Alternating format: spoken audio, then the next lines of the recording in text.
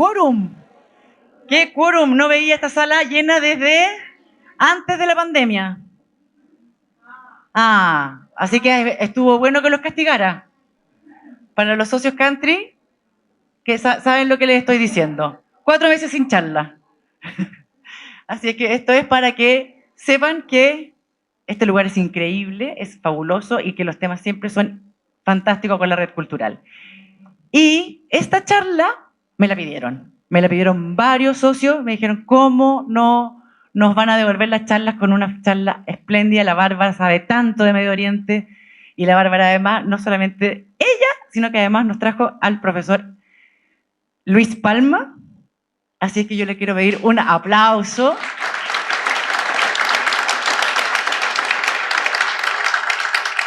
Y les quiero dar la bienvenida a todos ustedes. Están todos también las visitas de socios y también las visitas de la red. Son siempre bienvenidos, así que feliz de tenerlos aquí. El profesor me contaba que quería hacer una charla no muy larga porque quería entrar en debate luego. Así que no me quemen nada, por favor, pero he abierto el debate y esta parte es la más entretenida. Así que, Barbarita. Muchas gracias. Bueno, yo también aprovecho de saludarlos a todos. Estamos muy contentas de regresar después de varios meses que no habíamos tenido charlas con la red cultural. Ahora nos empieza a acompañar el buen tiempo, así que es de esperar que las podamos retomar. Y efectivamente, bueno, hoy día se hacía necesario tener este encuentro. Yo le agradezco a la Maca la confianza que ella dice cuando dice que yo sé mucho de Medio Oriente.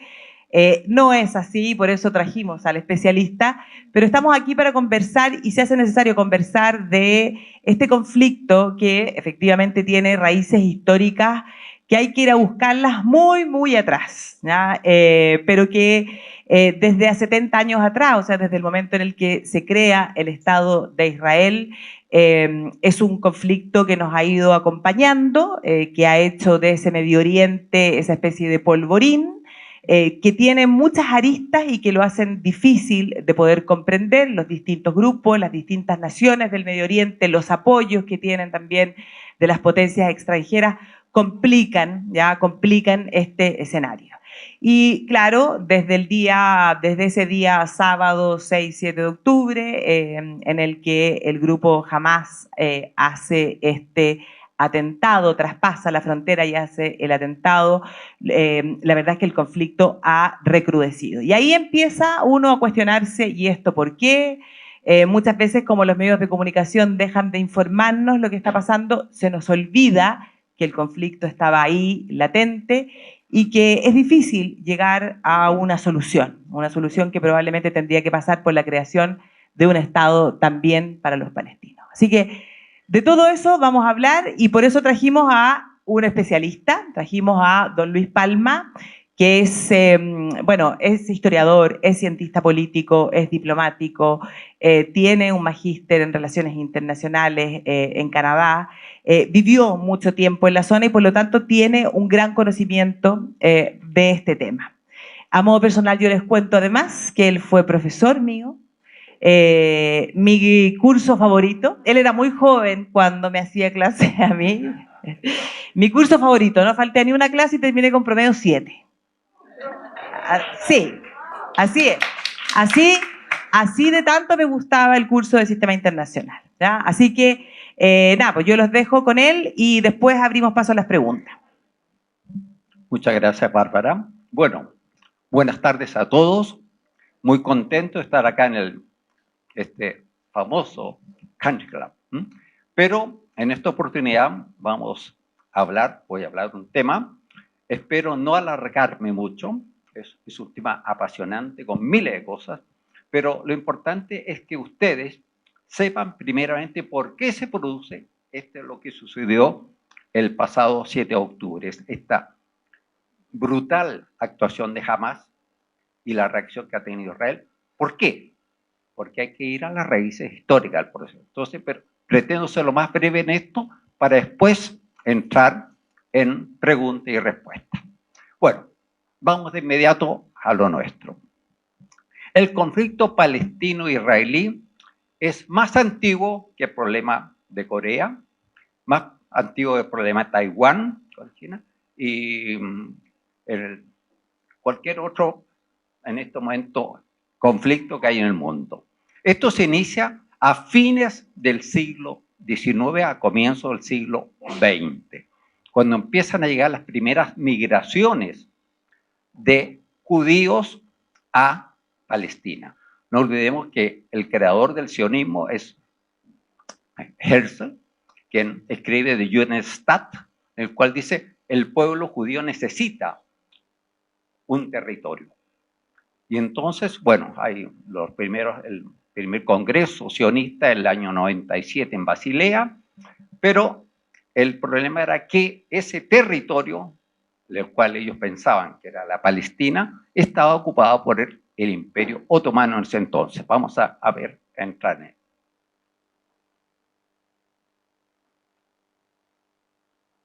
Lo que vemos acá en esta gráfica es lo que es el Imperio Otomano en ese entonces, estaba hablando ya a comienzos del siglo XX, cuando ya prácticamente el Imperio Otomano se iba reduciendo, ¿no? Entonces tenemos todo lo que es la Anatolia, parte de lo que es la Mesopotamia, el Levante acá, y todo lo que es la costa del Mar Rojo en el norte. Ese era el Imperio Otomano. ¿Qué sucede entonces? Empiezan a llegar las primeras migraciones de judíos a la Palestina. Yo viví en Israel, he estado en muchas otras ocasiones, he conversado, me decían que cuando llegan estos judíos, muchos palestinos le vendieron tierras a los judíos. Los judíos, por eso, traían dinero porque estaba ya la agencia judía, la cual les respaldaba eso. Por lo tanto, la adquisición de tierras fue una cosa fácil en ese aspecto, de negocio. El palestino quería vender, vendía, sin saber lo que iba a producir esta venta de territorio, ¿no? Bueno, ¿qué sucede finalmente a comienzo del siglo ¿Qué sucede a comienzo del siglo XX? Llegan los judíos, bueno, los judíos crean, primero ustedes saben que en la ciudad de Tel Aviv se crean el año 7 del siglo pasado, o sea, el siglo XX, 1907, y se crean varias aldeas judías, sobre todo en la costa. Pero después viene la Primera Guerra Mundial. Los británicos querían destruir al imperio primero austrohúngaro, al alemán y por supuesto a los turcos que eran aliados. Y ustedes saben que en el frente occidental en Europa está el famoso frente ya prácticamente del Canal de la Mancha hasta Suiza, y los ejércitos, tanto franco-británicos y los alemanes, no se movieron. Las trincheras fue terrible y durante los 4 años que duró la Primera Guerra Mundial, la línea del frente no se movió. Pero cuando se dan cuenta los británicos a comienzo de la guerra, aparece la figura de Winston Churchill. Churchill dice, bueno, hay que hacer algo. Y se le ocurre, porque él era el Lord del Almirantazgo, como el comandante en jefe de la Armada, dice, la única posibilidad es hacer un movimiento que suban buques de la escuadra, aquí no se ve muy bien, la península de Galípoli, está ahí, que es turca, está el estrecho de los Dardanelos, el mar de Mármara, y después el estrecho de Bósforo. Bueno, ¿cuál era el plan de Churchill? Era llevar las fuerzas, desembarcar ahí en el comienzo de Galípoli y después ir a atacar a Constantinopla y rendir a los turcos. Y eso le crearía un problema al imperio austrohúngaro y ellos pueden iniciar una gran ofensiva por el centro para evitar el frente occidental. Ustedes saben que les fue muy mal a Churchill porque habían minas marinas, lo cual los buques chocaron contra esas minas, se hundieron 4 buques y además existían los fuertes que tenían a la costa los turcos. Y ahí terminó la ofensiva de Churchill, y por eso Churchill tuvo que irse a su casa durante toda la Primera Guerra Mundial. Desaparece políticamente Churchill. Por lo tanto, estaba siempre pendiente este asunto de los británicos, cómo complicar a los turcos. Bueno, los británicos estaban aquí en el Cairo desde el año 1884 Y ya habían creado un Arab Bureau, que llaman ellos, era para dedicarse a los problemas árabes. Entonces, se le ocurre a los que están acá, los británicos que están en el Cairo, ¿por qué no hacemos una alianza con los árabes? Que quede claro que árabes son uno y turcos son otro. Porque acá en Chile al comienzo todos eran turcos. ¿Por qué? Porque llegaron con pasaporte turco. Pero los árabes odiaban a los turcos porque eran los que los tenían sometidos. Por lo tanto, se le ocurre a los británicos formar una alianza militar con los árabes, especialmente con los que estaban acá cerca de la Meca, donde estaba el Sherif Hussein de la Meca, un hachemita, en el cual el Mahon, que era el High Commissioner británico en el Cairo, de formar una alianza. Y al final se llega a un acuerdo en el cual le prometen a los árabes, a los hachemitas, a todos los árabes, que si terminaba la guerra y derrotaban los turcos, se iba a reconocer un Estado árabe. Son 9 las cartas que se intercambian entre el Sherif Hussein de la Meca y Henry McMahon. Los británicos, con mucha experiencia, nunca definieron cuáles iban a ser los límites. Pero dijeron, le vamos a dar un territorio. Y el Sherif Hussein de la Meca, Hussein dijo, bueno, perfecto. Es entonces ahí cuando aparece la figura de Lawrence de Arabia. Porque los británicos dicen, bueno, estos árabes no tienen ni idea de guerra. Entonces mandan a Lawrence, que sabía muy bien árabe, sabía griego, le gustaban los asuntos de la región, y lo mandan a él, y él es el asesor militar de Faisal, uno de los hijos del Sherif Hussein, que al final, ustedes saben, termina en Damasco prácticamente en octubre del año 18, cuando termina la guerra. ¿Qué pasa entre el 14 y el 18?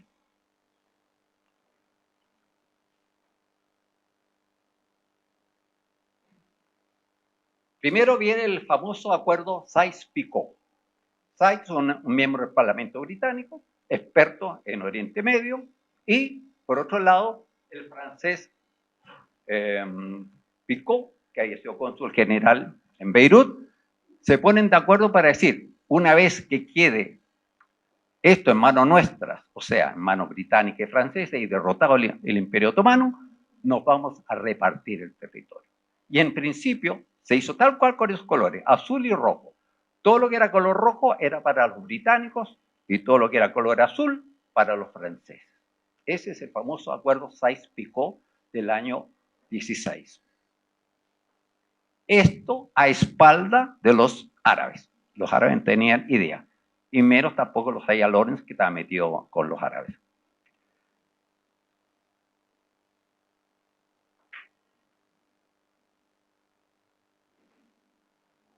Y para colmo de la situación de los árabes, ahí tenemos Lord Balfour, quien a nombre de la corona británica le dice a los judíos, en este caso a Rothschild, le dice, mire, el gobierno de su majestad, son 68 palabras en esa carta, en la cual le dice, el gobierno de su majestad considera otorgarle al pueblo judío un hogar judío en Palestina.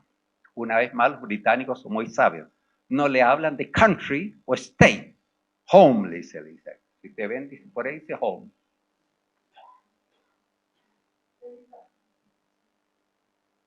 Es muy relativo el hogar. Pero era para decirle, miren, nosotros cumplimos con el sionismo de hacerle entrega cuando sean derrotados los otomanos, ustedes van a tener su lugar. Cosa que tampoco conocían los árabes, y están después cuando se conoce, y incluso el mismo Lawrence lo sabe, se encontraron muy como un golpe en la espalda, un cuchillo que le daban en la espalda por hacer esto sin conocimiento de los árabes a los cuales se le había prometido un territorio. Termina la Primera Guerra Mundial y viene, acuérdense, la Sociedad de las Naciones, una especie de Naciones Unidas desde entonces, donde en la Sociedad de las Naciones, un organismo hecho a la diabla, sí, porque no estaban los principales actores. No estaba Estados Unidos, que había sido uno de los impulsores, porque Estados Unidos optó por el aislacionismo y se marginó de la Sociedad de las Naciones. La Unión Soviética, gran país, por lo menos en extensión, estaba marginada porque ella promovía el comunismo.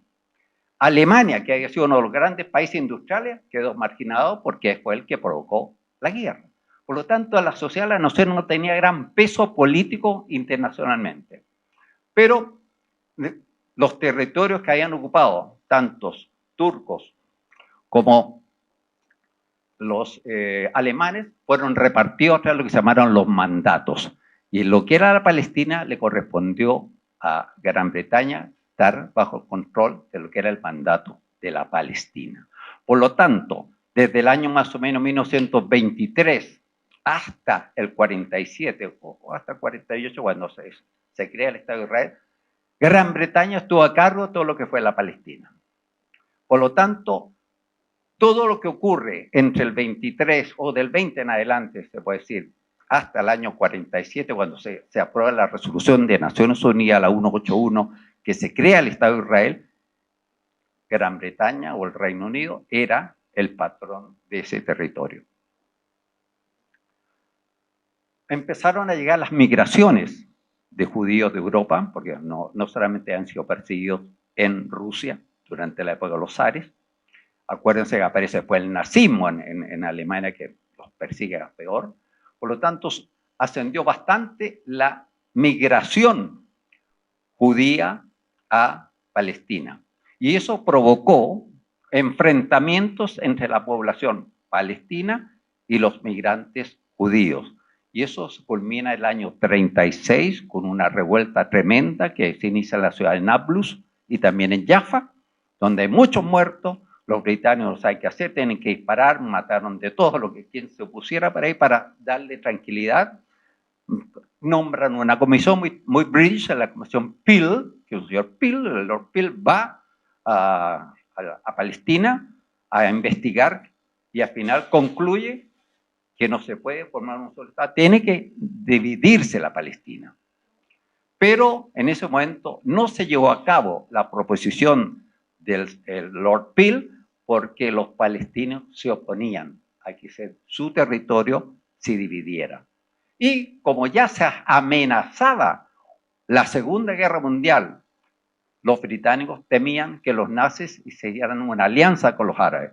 Por lo tanto, políticamente fue mejor dejar en stand-by el problema de la partición del territorio palestino y pusieron cuotas para la migración judía a Palestina, no más de 10.000 judíos por año. Bueno, viene la Segunda Guerra Mundial y prácticamente una fuente británica del año 20 al año 47, más de 300.000 judíos ingresaron a la Palestina. Bueno, ustedes saben que después de la Segunda Guerra Mundial, el Reino Unido, que peleó contra y defendió Europa contra lo que era la ocupación nazi, terminó destruido económicamente. Por lo tanto, los laboristas que reemplazaron a los conservadores en el Reino Unido deciden dar término al Imperio Británico. Por eso aparecen los países como India, Pakistán, la Birmania, Ceilán, Sri Lanka, y también dicen, de Palestina nos vamos. Por lo tanto, el Imperio Británico bajó su cortina y dijo, hasta aquí llegó el imperio. No así los franceses, que fueron más catetes, los franceses quedaron en Indochina y en Argelia, pero en ambas guerras los franceses son derrotados, en la Indochina y en Argelia, ustedes saben. ¿Qué sucede entonces con toda esta situación que estaba produciendo en el mundo? Que Naciones Unidas, el año 47, creado este organismo mucho más serio, con los 4, eran 5 en el fondo, y que son 5 los que dirigen Naciones Unidas, pero estaba pensando que en ese entonces era la China nacionalista la que ocupaba el lugar de la actual China. Deciden repartir el territorio de Palestina. Con la resolución 181 se aprueba, los palestinos se oponen, los países árabes se oponen, pero no tienen mayoría en la asamblea y se lleva a cabo la partición del territorio palestino.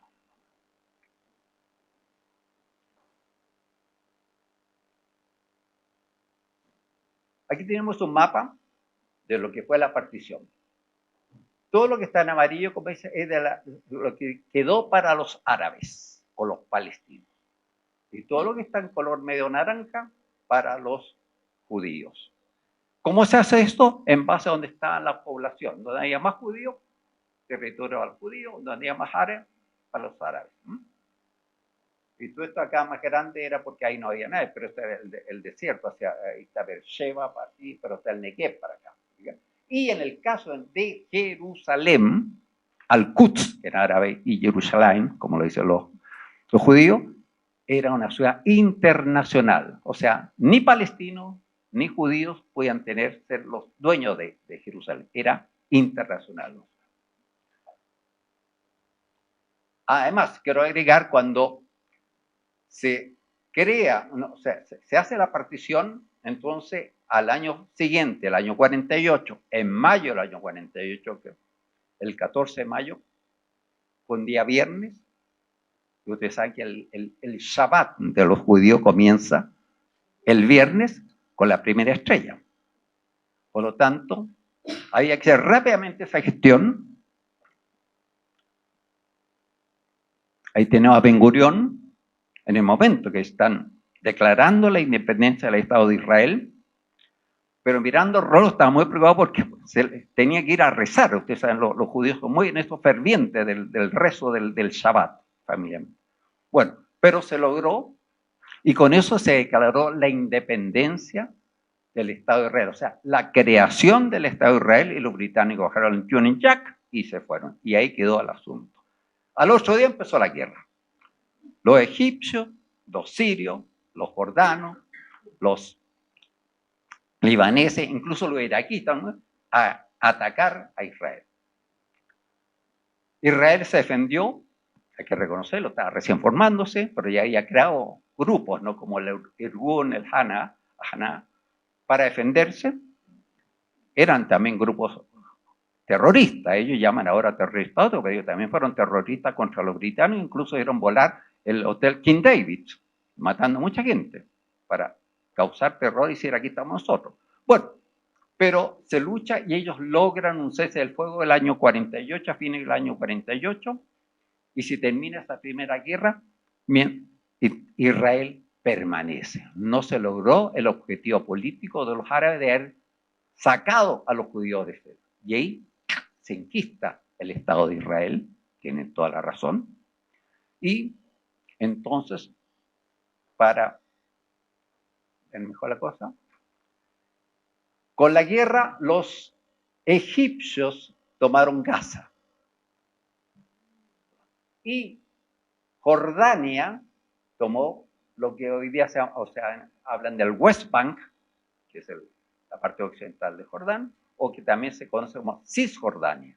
Por eso es que a veces uno se confunde. ¿Qué es lo que es West Bank o Cisjordania? Es lo mismo. Es todo lo que es el territorio que está del río Jordán hacia el occidente. Y todo lo que está del territorio del río Jordán al oriente es la Transjordania, o lo que es el reino hachemita de Jordania. Entonces, tenemos claro acá que cuando termina la guerra del 48, Jordania administra lo que es aparte de lo que le correspondía a los palestinos, lo mismo que los egipcios de Gaza.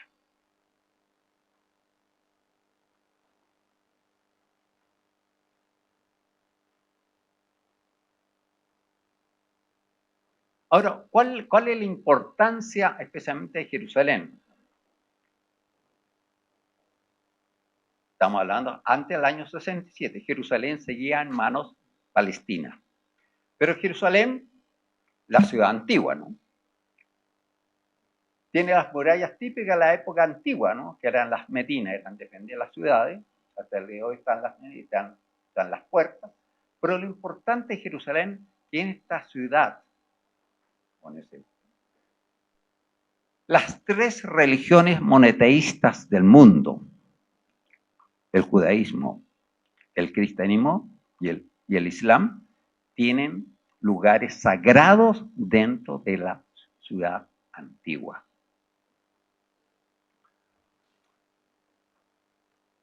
Lo que vemos aquí Esto se llama la explanada del Aqsa. El Aqsa es una mezquita que está acá, es del año 700 y tanto, por eso es una de las mezquitas más antiguas que tienen los musulmanes, pero está en Jerusalén, en la explanada. Y aquí al lado está lo que se llama el Domo de la Roca. No confundir el domo de acero ahora. Este se llama el Domo de la Roca. En este Domo de la Roca he estado ahí, por eso lo puedo decir. Entré una vez. Hay una roca y dentro de esa roca me fijé y me dijeron, miren, hay como, lo hubiera quedado en la roca como la pisada de una persona. ¿Qué significa esto? Según el Corán, en su sura 17, habla que el profeta Mahoma, una noche estando en la Meca, lo transportó. Nunca me ha quedado claro y ya mucho, ¿quién lo transportó? Si era una vaca, un burro, un camello con alas. Un bicho lo llevó hasta Jerusalén, lo puso en esa roca y en esa roca ascendió a los cielos y habló con Alá. Por eso es muy importante para los musulmanes esa roca, porque sería cuando el profeta conversó con Dios, con Alá, y después volvió a la Meca. Hay vinculación religiosa en estas situaciones. Según en ese lugar, donde está la roca o ahí mismo está, Dios, el Dios de los cristianos y el Dios de los judíos, llamó un día a Abraham, le dijo, demuéstrame tu cariño y tu lealtad a mí.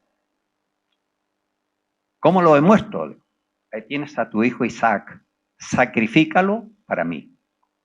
O sea, tenía que matar al hijo, eso es lo que le pedía a Dios, el Dios. Y bueno, y parece, lo que cuenta la Biblia ya, que Abraham fue a matar a su hijo cuando Dios le dice, detente, le dice, suficiente, me has dado la confianza que tú eres leal a mí.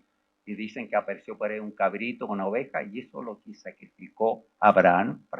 Ese es el mismo lugar de los judíos y de los musulmanes donde se, miren cómo se van mezclando las cosas. Y por último tenemos acá el barrio católico o cristiano, donde ahí está el Calvario y está la tumba de Cristo, donde ahí se cree que ahí fue crucificado Jesucristo y después sacado y enterrado. Por lo tanto, para los cristianos tiene mucha importancia ese lugar. Por eso ahora están divididos estos en barrios, el barrio cristiano, Christian Porter, el armenio, el judío y el musulmán. Ahora, esta parte está aquí es una muralla donde se cree que ahí estaba una última muralla del templo de Salomón. Y ahí es donde los judíos, los de a pie, no van a rezar, el muro de los lamentos. Entonces, a veces cuando hay problemas ya, que hace tiempo que no hay problemas de este aspecto, los árabes le tiran piedra porque están parados, le tiran piedra porque están rezando los judíos, y ahí se quedan. Bueno, esa es la importancia de la antigua ciudad de Jerusalén, el problema religioso que hay ahí. No, eso no es que tenga una importancia geopolítica, esa es la importancia religiosa para estas tres grandes religiones.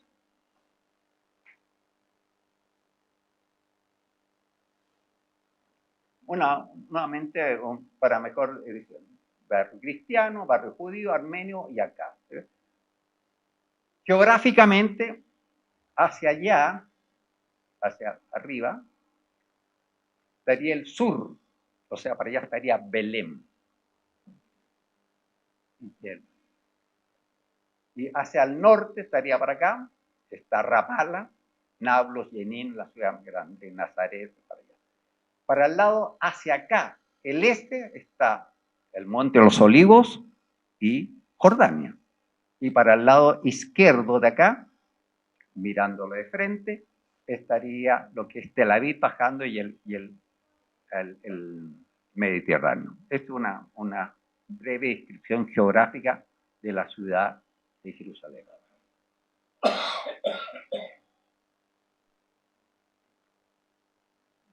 Antes de entrar de esto, yo me he saltado, porque por razones de tiempo, en el año 56 hubo una guerra entre Israel, acompañado de Reino Unido y Francia, contra Egipto. Una guerra provocada por los británicos. ¿Por qué? Porque querían sacar a Nasser, que era el presidente de Egipto, quien había nacionalizado el canal de Suez, y Anthony Eden no podía ver a Nasser, no podía ver a los militares porque le había tocado lidiar contra los nazis, por lo tanto dijo que esto tenía que terminarse de una manera, por lo tanto deciden sacar a Nasser y para eso crean un plan que se llama los Tres Mosqueteros. El año 56 estoy hablando. Los Tres Mosqueteros eran Francia, Reino Unido, Israel. Israel entonces lo invitaban a Israel para que usted no tenga más problemas con estos palestinos, nosotros lo invitamos a participar en este plan. Por lo tanto, le dijeron a Israel, entra a la guerra, o sea, invada el Sinaí y nosotros vamos a entrar como a separar las fuerzas. Y cuando estemos separando las fuerzas, nos dejamos caer en el Cairo y le cortamos la cabeza a Nasser y terminado el problema. Pero resulta que no pasó eso. No, me estoy metiendo mucho, bueno, voy a alargar. Estados Unidos le dijo a Francia y a Reino Unido, ojo, ustedes son miembros de la OTAN, ustedes tienen el permiso primero a papito. Aquí el que toma las decisiones soy Estados Unidos. Eisenhower se los dijo. Por lo tanto, tuvieron que retirarse los franceses, los británicos y los israelíes. Y Nasser, que como la gran figura política, dijo, he derrotado franceses, británicos, judíos, a todos los he derrotado. No era verdad, pero él se sentía feliz con eso. Bueno, esa es la guerra del 56. Tiene mucho para hablar de guerra del 56 y extraordinario lo que pasa después. Bueno, pero viene después el año 67, donde Egipto intenta darle un nuevo golpe a Israel y la inteligencia israelí se da cuenta de esto y ataca preventivamente a Egipto, le destruye todos los aviones en la tierra, después va a Siria lo mismo y prácticamente en 6 días el Estado de Israel derrotó a los países árabes y tuvo un gran triunfo, no solamente político, sino territorial. Bueno, lo principal fue que ocupó Gaza, ocupó todo lo que, lo que era la Cisjordania o el West Bank, y también ocupó las alturas del Golán que están acá.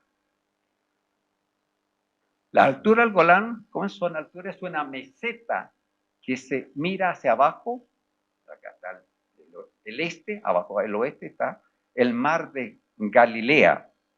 El mar de Galilea para los cristianos es donde Jesús, Cristo, hizo la pesca milagrosa, anduvo sobre las olas, calmó la tormenta, tiene ese carácter el mar de Galilea. Pero para los judíos era que tenían abajo kibutzim y los sirios le disparaban desde arriba, por lo tanto era muy importante tomarse las alturas del Golán y así lo logran el año 67.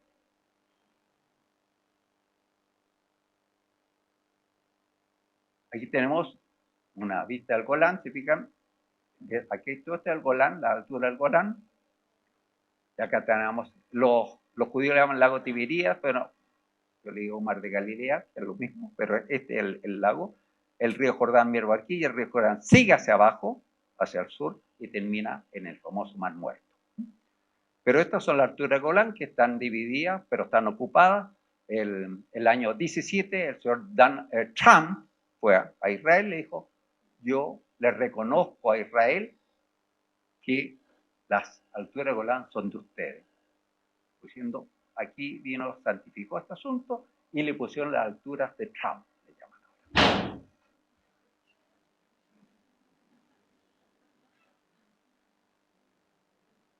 Bueno, este es después de la guerra de Yom Kippur, que es el año 73, en el cual es sorprendido Israel, pero no sorprendido porque no sabía.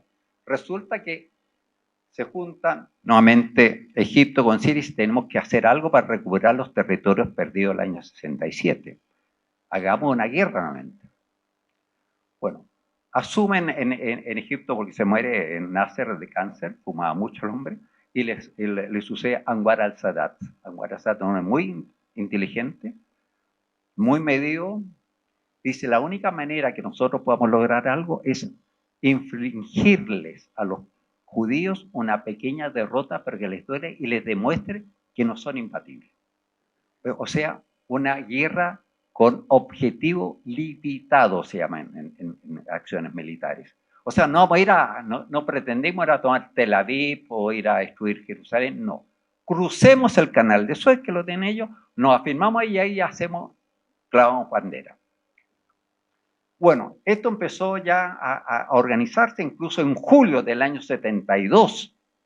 Anwar al-Sadat expulsó a los soviéticos que estaban de la época de Nasser ayudando, porque no querían ayudarlo en esta ofensiva que pretendía hacer Sadat. Por lo tanto, le digo, hasta aquí llegamos, señores. Él fue en febrero del año 73 a Moscú, fue recibido fríamente, yo me leí las memorias de Sadat, en el cual cuenta esto, hasta aquí llegaron los soviéticos, se van. Por lo tanto, para Estados Unidos y para los judíos, los egipcios no tienen nada que hacer, están mentidos con esa cosa y preparan la invasión para mayo del año 73. El Mossad le dice a Golda Meir, ministra, los egipcios nos van a invadir. La ministra, sí, tenemos todo, que están las tropas ahí. ¿Qué es lo que hace Golda Meir? Moviliza al ejército israelí. Usted sabe que movilizar el ejército israelí significa toda la población. Hombres y mujeres van a la guerra. Médicos, profesores, arquitectos, todos van a la guerra. Y no se produjo la invasión en mayo del 73 y prácticamente casi le costó el cargo a Golda Meir porque le significó a Israel una pérdida de millones de dólares porque el país se había paralizado por una posible amenaza. Por lo tanto, en octubre, nuevamente el Mossad le dijo, ministra, se están preparando los egipcios. No, esta vez no, dijo, aquí no. No voy a perder mi cargo por una cosa que a no sucede. Y sucedió, pero ellos estaban al tanto que se venía la invasión y dijo, primero invaden y hay reacción. Ese fue el año 73. Bueno, a partir ya del año 67 empezaron la colonización de los judíos de la Palestina. ¿Qué significa colonización? Crear asentamientos en los territorios ocupados que habían ocupado en el año 67. Esos son los asentamientos que son gente que ocupa donde están viviendo los palestinos, hacen una fortaleza así cuadrada para proteger los que viven dentro así y se van multiplicando estos asentamientos para decir algún día esto va a ser nuestro.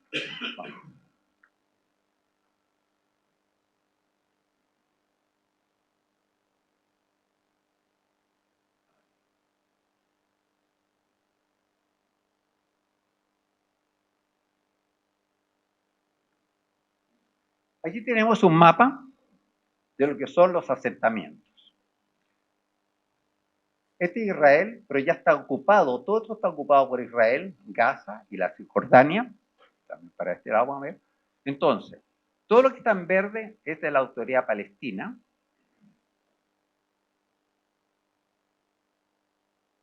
Y todas esas cositas que van, esas cositas son los asentamientos que están en la Cisjordania. Y todo esto, por supuesto, a Israel. Pero todo lo que le corresponde a lo que es Palestina está con asentamientos. Ahora, el año 82, los palestinos que vivían en el Líbano hacían incursiones al norte de Israel y hacían ataques esporádicos y cometían ataques a casas, mataban gente. Por lo tanto, el año 82, Israel dijo, me aburrí, voy a invadir, e invadió el Líbano y llegó prácticamente hasta Beirut. Y estuvo hasta mayo del año 2000, estuvo 18 años las tropas israelíes en el sur del Líbano.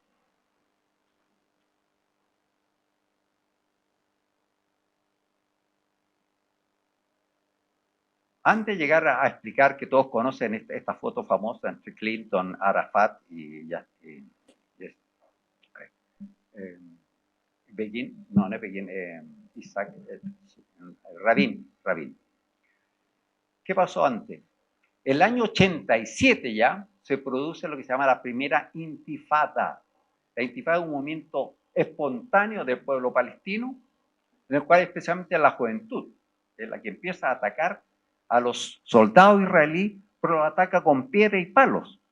O sea, si no tenían armas esta gente. Y por supuesto empiezan a defenderse los israelíes y al final se dan cuenta que no tienen armas, entonces la decisión que toma el gobierno judío es romperle los brazos, quebrarle los brazos. O sea, esa fe para que no la hacen piedra. Y rompieron miles de brazos a los jóvenes. ¿Usted quiere lanzar piedra? Pasa a ver. Esa es la guerra. Bueno, pero eso le dio una lección a Israel. Dijo, algo pasa. Porque finalmente se vienen los famosos acuerdos de Oslo. Gran iniciativa de los noruegos, porque esto es una cosa de los noruegos. Los noruegos no tenían gran acceso a los judíos, pero siempre se han destacado diplomáticamente los noruegos para negociar y logra finalmente que se unan para una conversación los judíos con los palestinos y finalmente llegan el año 93 en el cual se dice los famosos acuerdos de Oslo. El acuerdo de Oslo en el fondo nunca se materializó, pero era lo siguiente. Algún día decían, va a existir el Estado palestino. Pero mientras tanto, vamos a dividir el territorio de Palestina en 3 secciones. La A para los palestinos, y era cerca de un 22% del territorio que tenían, que era muy poco. Cerca de un 60% lo compartían palestinos e israelíes, pero bajo la autoría y control de los judíos. Y el resto, el C, era todo lo que era para Israel. Por lo tanto, vienen las discusiones, las conversaciones, y nunca se llegó a nada, porque primero, Rabin es matado por un fanático judío. Lo mata, por decir, por haberse logrado un acuerdo con los palestinos. Y después, en el 2004, muere Yasir Arafat también. Por lo tanto, todo el esfuerzo que se hizo para llegar a un acuerdo en Oslo quedó en nada. Es el único intento que ha habido por lograr algo más concreto. Después entonces aparece en Gaza, que todavía estaban los judíos, el año 2005 se van, los judíos unilateralmente dejan Gaza para llevar a los colonos que tenían a los asentamientos judíos que habían en Gaza, los llevan a la Cisjordania porque necesitaban poblar más allá. Y sabían que algo venía ahí en Gaza, sabían que jamás ya existió. Hay 2 cosas importantes que hay que señalar, y no las invento yo, son, jamás es producto de la ocupación israelí y palestina. Y Hezbollah es producto de la ocupación israelí del sur del Líbano, porque Hezbollah se formó para expulsar al país que lo estaba sometiendo.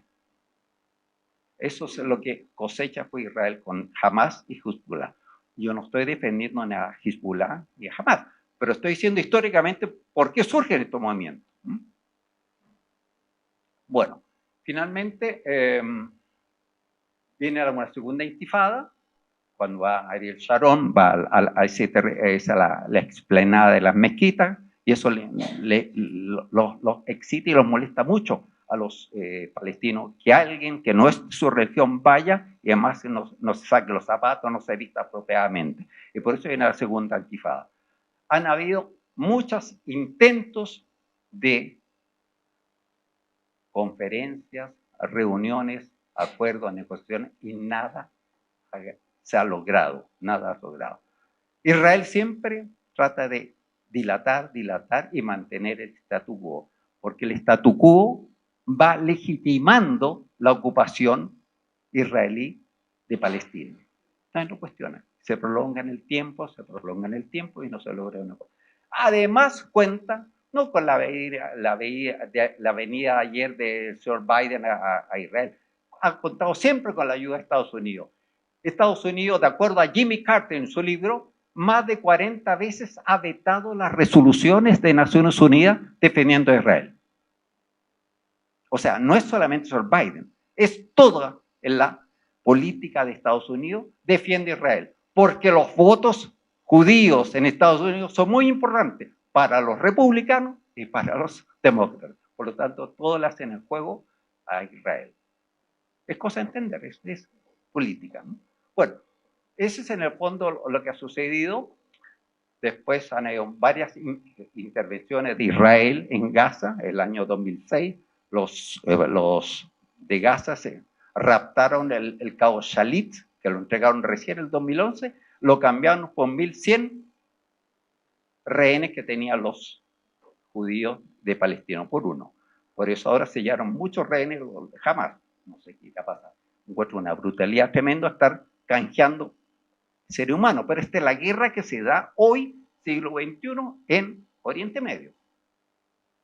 Bueno, como les decía, han habido muchos intentos de conferencias, mediaciones, intervenciones, nada. Israel dice no, no, no, no y no. Incluso el propio Estados Unidos le dice la creación del Estado. Hasta el momento, nadie se pronuncia por la creación del Estado palestino en lo que es la Palestina. Por eso los palestinos lo saben hacer. Después vino el asunto de Irán, que iba a crear una bomba nuclear, y todos se preocuparon del asunto de Irán. Después de la guerra siria, después de la Ucrania con Rusia, hacer todo. Por eso yo creo, y no estoy justificando, que la acción de Hamas va a decir, acá estamos. El mundo, preocúpese de nosotros. Hicieron una brutalidad como mataron a la juventud, lo que hicieron, lo condeno. Pero puede decir, aquí estamos. Bueno, ahora viene la reacción de Israel y decir, bueno, ustedes soportaron mal, van a tener que pagar lo que hicieron. Bueno, afortunadamente parece la visita de Biden logró algo, de que parece salieron, se hicieron un corredor dentro de Gaza, hacia el sur, y que entraron algunos camiones, estaba viendo hoy día en la mañana, con algunos medicamentos, pero la solución no es esa, la solución es un Estado palestino, pero que se convenza a los israelíes que es la única manera de vivir en paz, pero la idea de ellos ocupar toda la Palestina, toda, y que los palestinos se vayan, que se va a Jordania, se vayan al Líbano, se vayan al mar, se vayan donde quieran. Bueno, eso es en términos generales la visión del problema que hay entre palestinos e israelíes. Estoy ahora dispuesto a escuchar comentarios, preguntas. Por favor, sí, muchas gracias por la atención.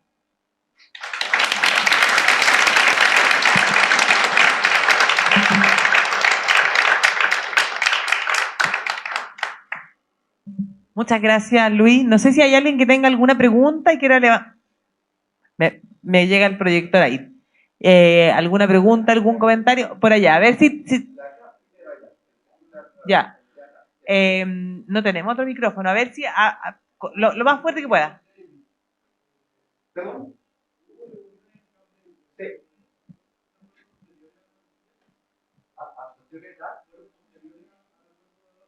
No. Camp David primero es el acuerdo de paz entre Egipto e Israel. Es una gran obra que hace Henry Kissinger. Henry Kissinger, yo voy a solucionar el problema. Porque sabía, ya tenía el apoyo de Anwar al-Sadat. Anwar al-Sadat, el Egipto, le dijo, usted me guía y yo cumplo con todo. Le dijo, yo soy la única persona que puedo convencer a los israelíes que acepten la mediación de Estados Unidos, porque a los soviéticos no le van a hacer. Por lo tanto, ¿cuál es la fórmula que inventa Henry Kissinger? Paz por territorios. ¿Qué significa paz por territorio en este concreto caso de entre Israel y Egipto? Le dice a los egipcios, ustedes pueden recuperar el Sinaí en la medida que ustedes reconozcan al Estado de Israel.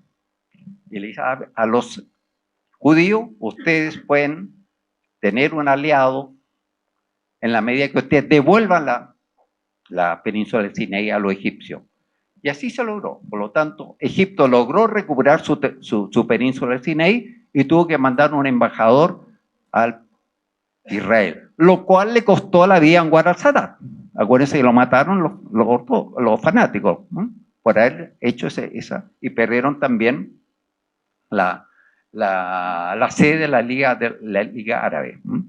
Antes, que me acuerdo inmediatamente de la Liga Árabe, el año 2002, en Beirut, en una reunión de la Liga Árabe le propuso a Israel reconocerlo, los 23 estados de la Liga Árabe, en la medida que Israel creara el Estado palestino. Israel no respondió. Chao. ¿Alguien más quería preguntar? Sí.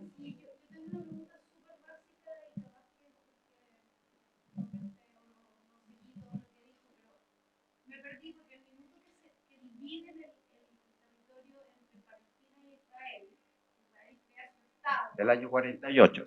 Ya. Pero Palestina no crea un Estado porque después No, lo rechazó, porque ahí habría sido la oportunidad de los árabes y ya, nos quedamos con este territorio. Pero lo rechazaron, siguieron viviendo, pero no habiendo creado el Estado palestino. Ese fue el gran error de los palestinos el año 48. Porque no se lo permite a los israelíes. No se lo permite, dice no. Y Estados Unidos dice, tienes toda la razón. ¿No? Exactamente, pero Chile reconoce al Estado palestino no como Estado. Tenemos embajada, tenemos embajador acá y muchos países en Europa, Francia, Noruega, Suecia tienen. Pero no han podido porque como Naciones Unidas tiene un Consejo de Seguridad y en el Consejo de Seguridad está Estados Unidos, le dice no, yo bloqueo hasta cuando Israel me diga sí señor, ahora sí. Es el drama del pueblo palestino. ¿Sí? No, nunca existió el Estado palestino, nunca. No existe el Estado palestino. ¿Preguntas por acá? Este lado está muy callado. Sí.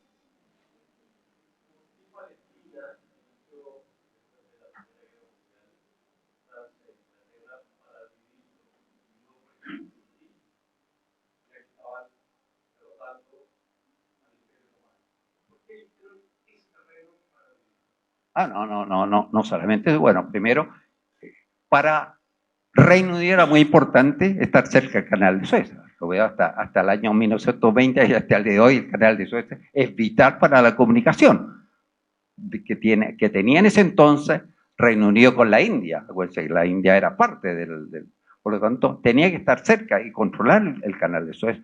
Y además, se había descubierto el petróleo en Irak, por lo tanto había que tener acceso a Mosul, donde están los pozos petrolíferos de iraquí, o sea, hay interés, los franceses igual, los franceses les interesa mucho más porque ellos ya habían estado en el Líbano cristianamente, ellos se pensaban que eso era parte de ellos, y también tenían ambiciones con los turcos, donde tienen problemas con los armenios, de problemas los franceses.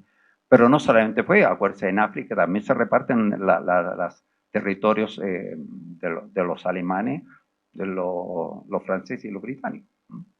O sea, no solamente ahí.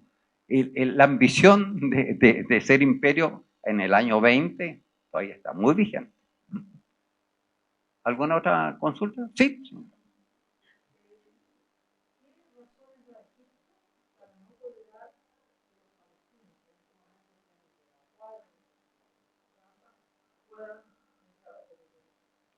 Bueno, primero ellos temen, de todo lo pienso yo, temen que se le infiltren gentes radicales islamistas, porque al-Sisi, al-Fatah al-Sisi está feliz gobernando allá y le pueden empezar a complicar la cosa.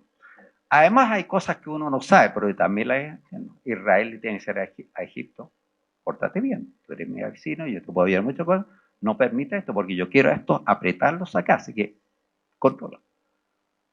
Y hay gente, o sea, por ejemplo, está muy avanzadas las conversaciones entre Arabia Saudí e Israel para establecer relaciones. Tuvimos una reunión con el embajador saudí la otra vez y conversamos. Arabia Saudí le dijo a Estados Unidos, yo puedo establecer relaciones diplomáticas con Israel en la medida que usted me autorice a yo tener un programa científico nuclear pacífico, o sea, desarrollar un programa nuclear. Lo más probable es que Israel le haya dicho a Estados Unidos, no lo autoriza, porque no me da ninguna garantía que los árabes tengan una bomba nuclear un día, por lo tanto se desinfló. O sea, hay mediaciones de partida, hay intereses de terceros también involucrados. Además, Luis, es cierto que el grupo jamás desciende de ese grupo que también tiene esa tradición que son los hermanos musulmanes que surgen en Egipto y por lo tanto para Egipto hoy día también un problema a nivel internacional que los vean en el fondo que se pudiera recrudecer el terrorismo también al interior de Egipto. Sí, el hecho de que dentro de los palestinos, que los reciben, fueran infiltrados elementos de Hamas? A ver, estoy de acuerdo en parte en lo que tú comentas, Bárbara, porque los hermanos musulmanes que nacen en Egipto el año 26, por ahí 1926, ha sido bastante ordenado y formaron un partido. E incluso llegan a tener el primer presidente, que fue después de Mubarak. Y los militares lo sacaron. Pero para mí, que el Hamas, por supuesto, dice que los hermanos musulmanes no solamente están en Egipto, están en Jordania, donde yo estuve, están en Palestina, en Irak, existe un grupo grande, la hermandad musulmana, y Hamas nace de ahí ideológicamente. Pero lo que forman Hamas, insisto, son los muchachos que ven la ocupación israelí como una amenaza y que le impide ser personas. Por eso son anti-israelíes. Claro, tanto Hamas como la Yihad Islámica comparten esa idea de que, que el objetivo es hacer desaparecer el Estado, ¿o no? Sí. Ellos tienen, creo que está en ese, un error, lo mismo que dice Irán, hay que borrar del mapa a Israel. Hay que ser, no, y jamás todavía insiste en eso. No. Perdón, allá primero, y después. ¿Sí? ¿Sí? ¿Sí?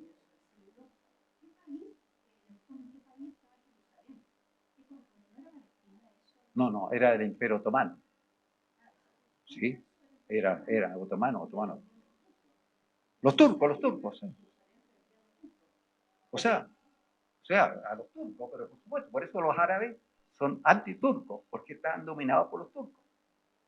En 1516, exacto. los turcos otomanos tomaron control de la zona de Palestina. Exactamente. La zona de Palestina, la verdad es que no sé, del tiempo del Imperio Romano, que se comienza a denominar así. Y también el tiempo romano, son los romanos los que van a expulsar a los judíos de ese territorio, producto de que tenían ideas, podemos decir, nacionalistas de querer independizarse del dominio romano y formar su propio. Y los romanos los expulsan. ¿Años? Bárbara, tuviste un buen profesor de historia. Buen profesor de historia internacional. Ya, ¿alguien quería hablar para decir? ¿Cuál es la historia geográfica?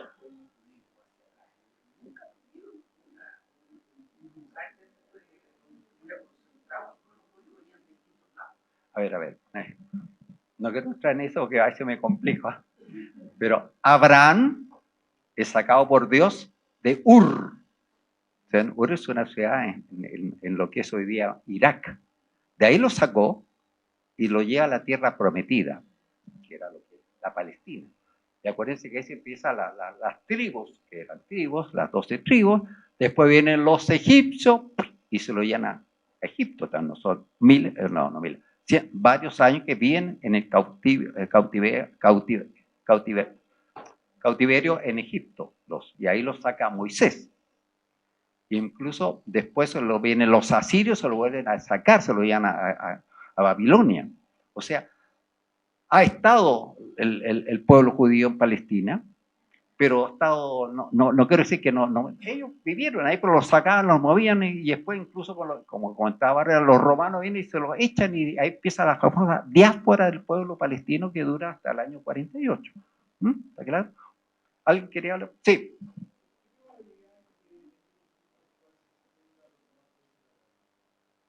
Bueno, recién una persona acá me decía que Yemen había disparado 3 misiles y los buques estadounidenses que están ahí, están en 2, parece, portaaviones, habían disparado derribando esos misiles que iban a Israel, de Yemen, ya no eran de Gaza. Eso es lo que me dice lo que vio en eso. Ahora, se puede... Es meterse en la pata a los caballos, ¿eh? Por eso meterse en este conflicto. Este es un conflicto, como les decía, ya más de 100 años. Así que nadie se va a meter fácilmente en este asunto. Y se podría meter, sí, pero sí, los sirios no se van a meter, ya. Los israelíes, cuando quieran, ¿sí?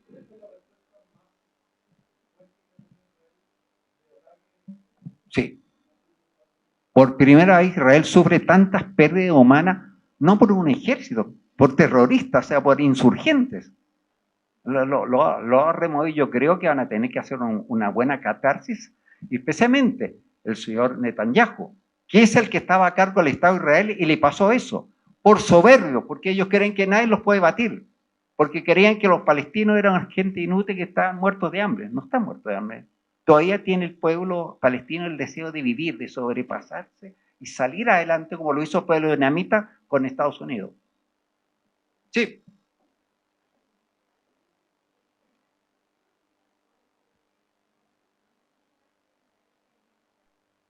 ¿Que venía este ataque? No, yo conversaba, me dijeron, mira, estaban convencidos por...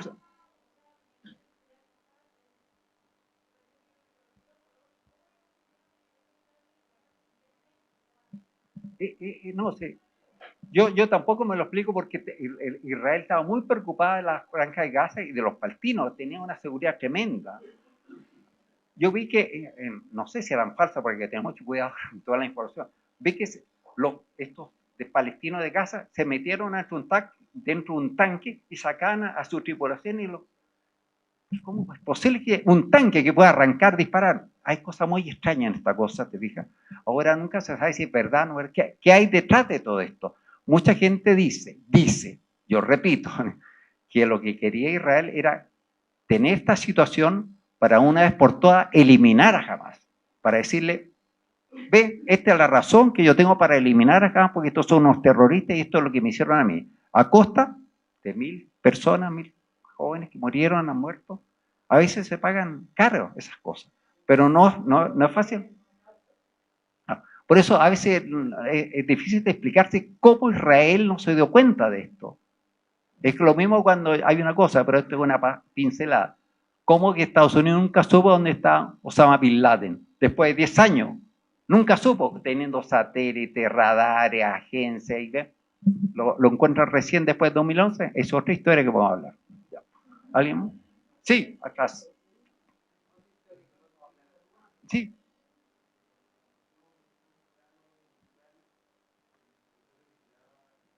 ¿Ya? Sí. Sí. Sí.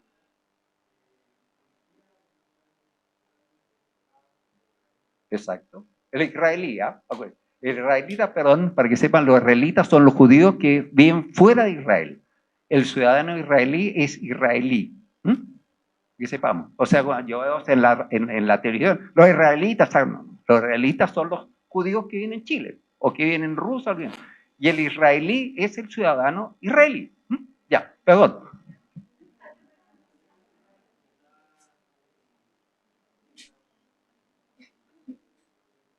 Sí, sí.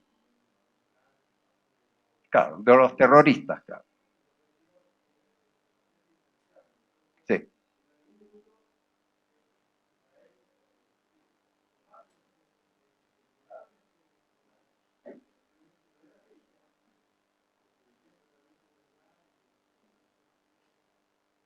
No, a ver, ¿sí?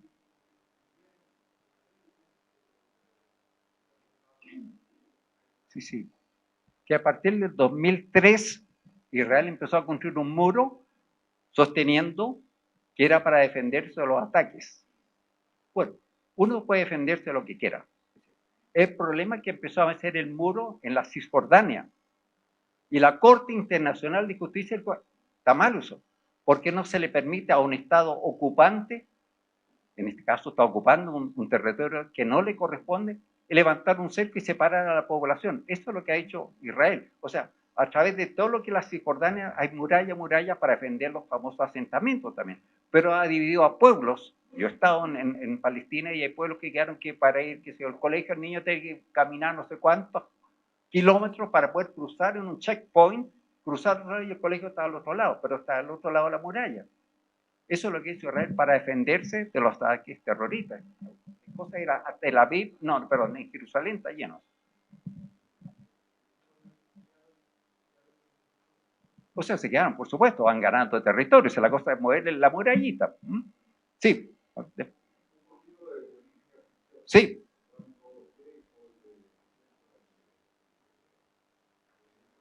Sí.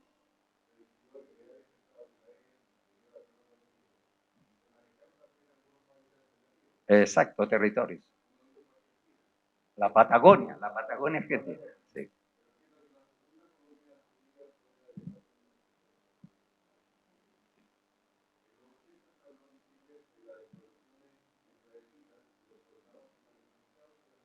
Sí, sí. No, es verdad, o sea.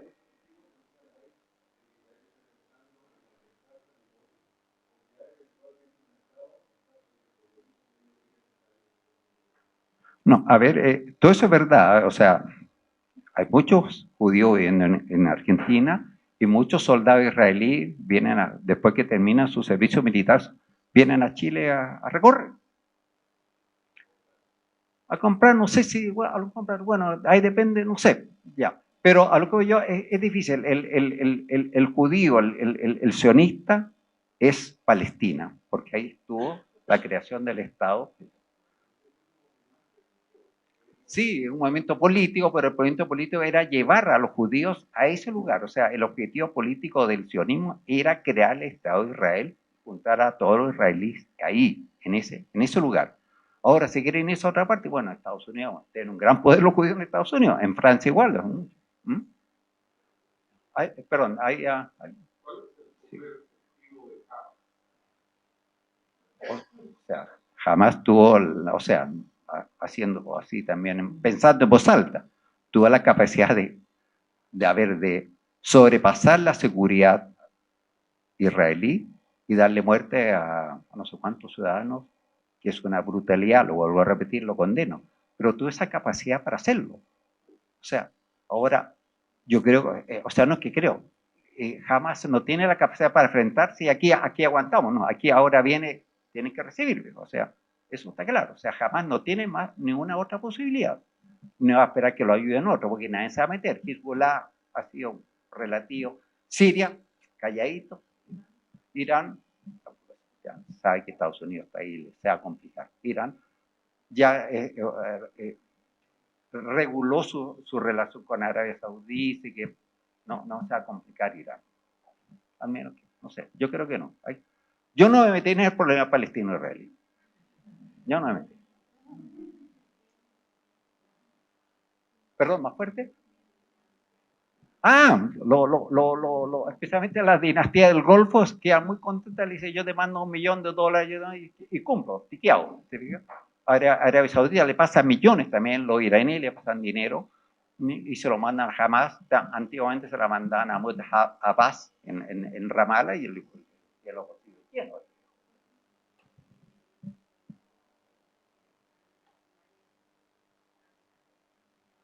Y sí, bueno, no sé si está muy cerca, pero el ISIS también fue un movimiento que todavía está por ahí, algunos fanáticos ortodoxos que ellos querían convertir al mundo, primero un nuevo califato, para crear la supremacía de Islam, pero jamás, aunque es un poco ortodoxo también en ese aspecto, pero no creo que llegue a ese aspecto. Si llegan va a ser fatal, porque es rechazado por todo el mundo lo que hizo ISIS.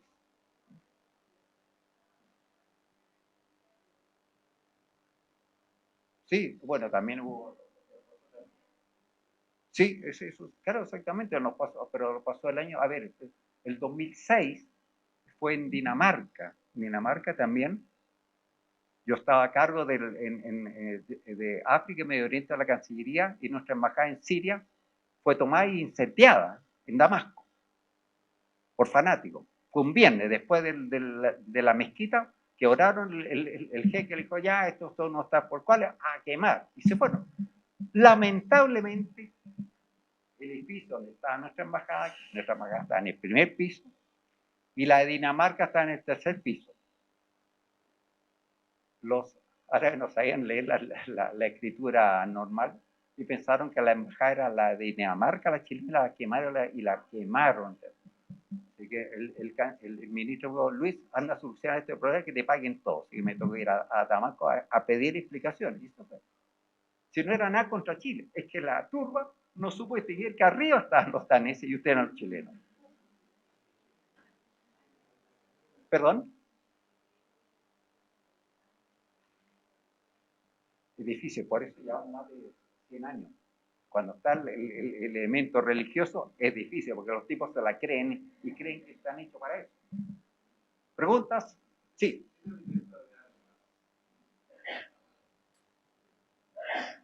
A ver, yo no tengo esa información. No quiero ser que invente. Yo creo que esas deben llegar de parte de Irán, de parte de los sirios. No sé, realmente cómo las ingresan, no sé. Realmente desconozco, pero tienen las armas. Sí. Bueno, pero lo más, o sea, los cohetes, esos cohetes son bastante artesanales, primitivos, para no decirlo así. Luego yo vi los fusiles acá, pero más no vi un armamento poderoso. ¿Eh? No. ¿Preguntas? ¿Sí? Ya. Sí. A ver.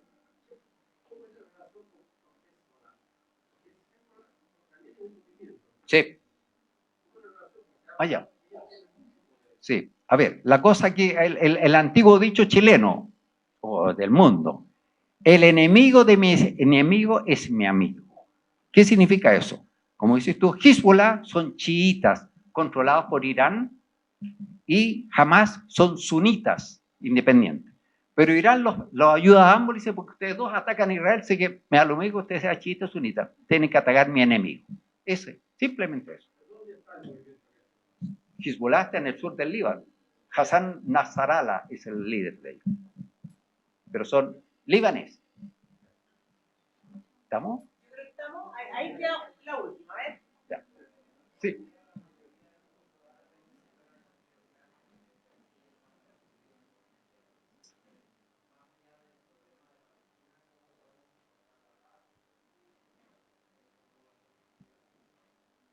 A ver, espera, pero no es tanto por teocracia, en el fondo son los jeques los que mandan los jefes. En Arabia Saudí, que es el país más grande, son la antigua Al Saud, y ahí son las familias las que gobiernan. En Teherán es la única teocracia que hay, pero en Siria están los Assad, porque el padre es Hafez, y ahora está el Bashar al-Assad, o sea, son civiles. En Yemen igual, en Egipto, o sea, no existe un gobierno teocrático, solamente en Irán. Y bueno, y algo de los talibanes también en Afganistán, pero eso no son árabes, son africanos.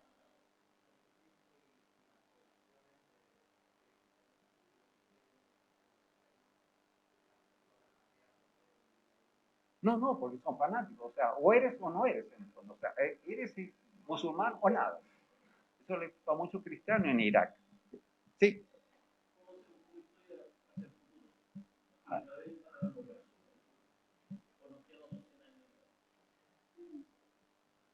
A ver, yo creo que este asunto que pasó en Israel, ya una cosa y otra, bueno, más extendido, yo creo que ha movido algo a la conciencia de los israelíes.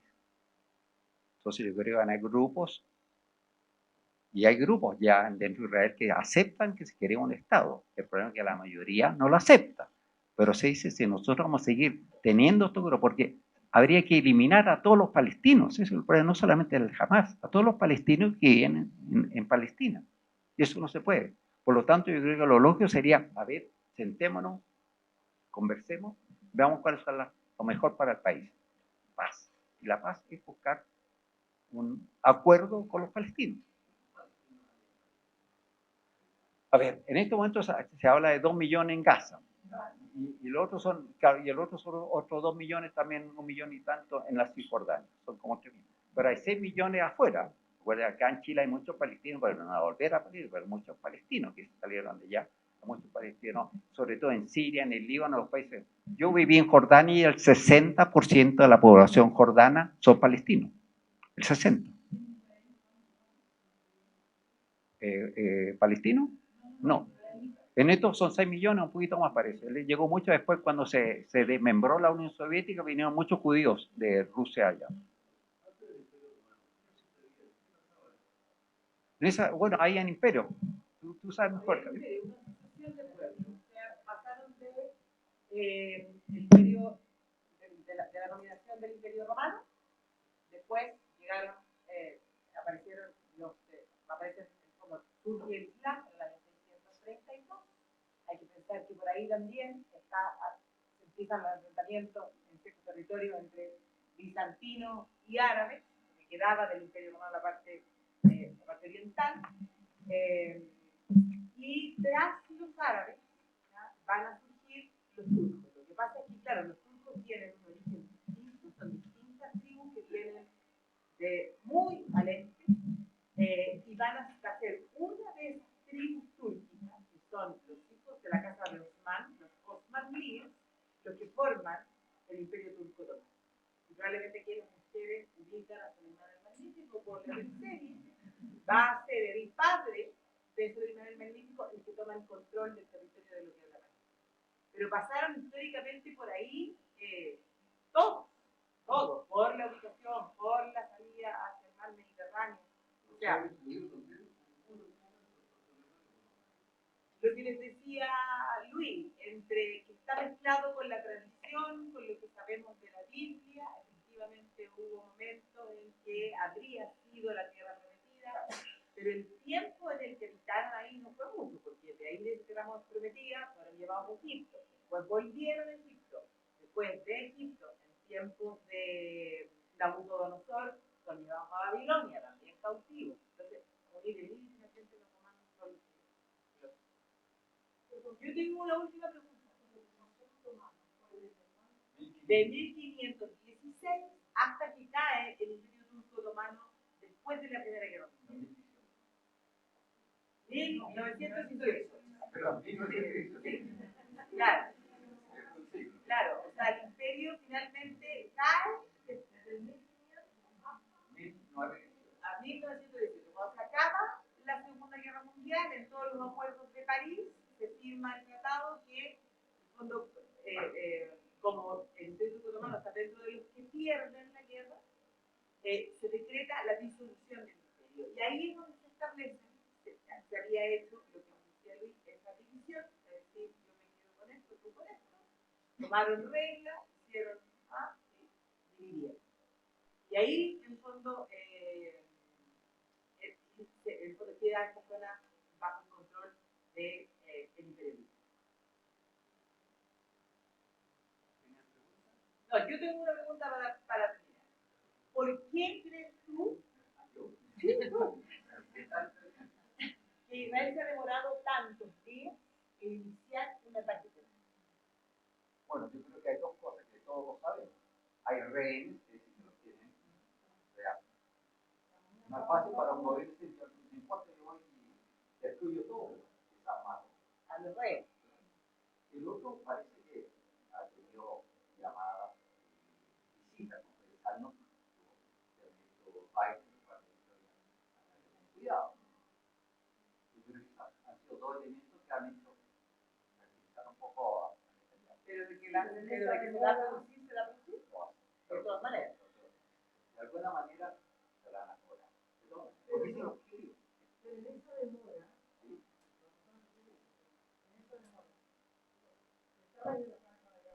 sin agua, sin luz, sin alimento, ¿cómo van a sobrevivir a personalmente el poco de tiempo que está tan mal?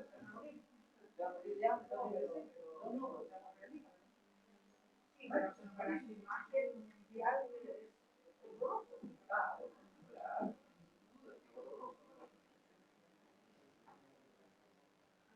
Bueno,